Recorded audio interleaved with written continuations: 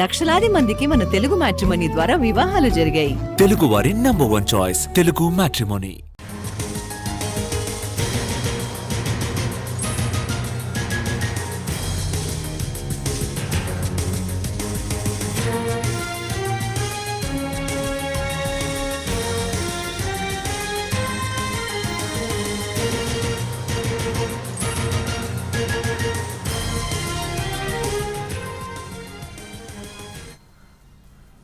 రాజన్న సిరిసిల్ల జిల్లాలో రాత్రి కురిసిన వాన రైతులను నిండా ముంచింది.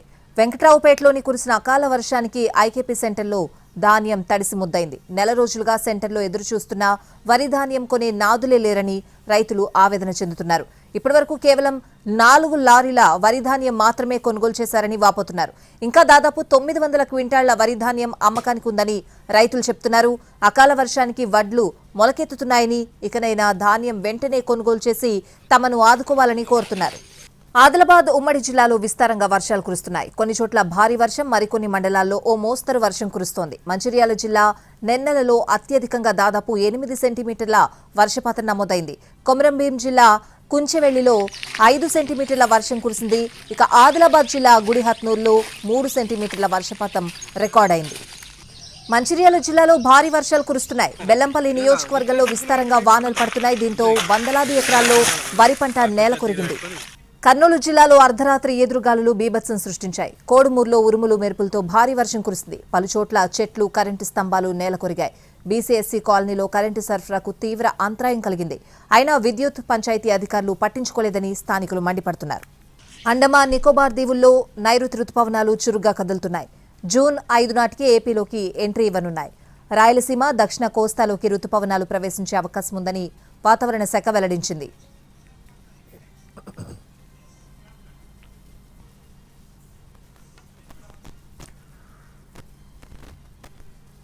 ఉత్తర, దక్షిణ కోస్తా జిల్లాలకు భారీ వర్షం హెచ్చరికలు జారీ అయ్యాయి.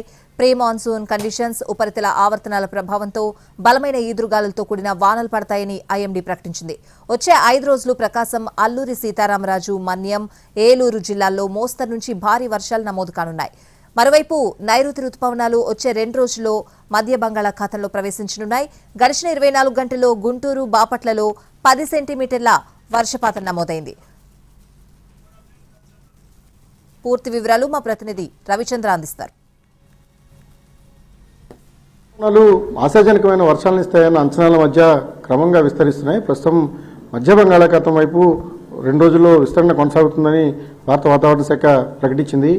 మరోవైపు ఉపరితల ఆవర్తనాల ప్రభావంతో తెలుగు రాష్ట్రాల్లో ప్రధానంగా ఆంధ్రప్రదేశ్లోని దక్షిణ కోస్తా, ఉత్తరాంధ్రలో భారీ వర్షాలు నమోదయ్యే సూచనలు కనిపిస్తున్నాయి. ప్రస్తుతం దీనికి సంబంధించి మరింత సమాచారం ఇవ్వడానికి విశాఖ తుఫాను హెచ్చరికల కేంద్రం సీనియర్ అధికారి జగన్నాథ్ కుమార్ ఉన్నారు.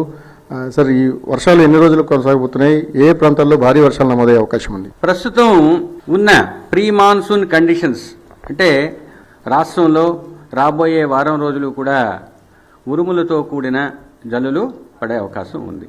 ముఖ్యంగా సినాప్టిక్ కండిషన్స్కి వచ్చినట్టయితే నిన్న తమిళనాడు, నైరుతి బంగాళాఖాతం పరిసర ప్రాంతాల్లో ఉన్న ఉపరితల ఆవర్తనం అది బలహీనపడింది. ఈరోజు పశ్చిమ మధ్య బంగాళాఖాతం, దానికి ఆనుకుని ఉన్న ఉత్తర కోస్తా ఆంధ్రప్రదేశ్ పరిసర ప్రాంతాల్లో 1.5 కిలోమీటర్ల ఎత్తులో ఒక ఉపరితల ఆవర్తనం పొంచి ఉన్నది. నిన్న అండమాన్ దీవుల వరకు ఉన్న ఉపరితల ఆవర్తనం ఈరోజు ఆగ్నేయ బంగాళాఖాతం పరిసర ప్రాంతాల్లో 3.1 కిలోమీటర్ల ఎత్తు నుండి 5.8 కిలోమీటర్ల ఎత్తు వరకు ఆవరించి ఉన్నది. ఇది నైరుతి దిశలో వంగి ఉన్నది. రాబోయే 2-3 రోజుల్లో మాన్సూన్ సర్జ్ లేదా ఋతుపవనాల యొక్క ధృతి ముఖ్యంగా సౌత్ లేదా దక్షిణ అరేబియా సముద్రం, మాల్దీవ్స్ మరియు కామెరూన్ నుంచి మధ్య బంగాళాఖాతం వరకు చేరుకునే అవకాశం ఉన్నది.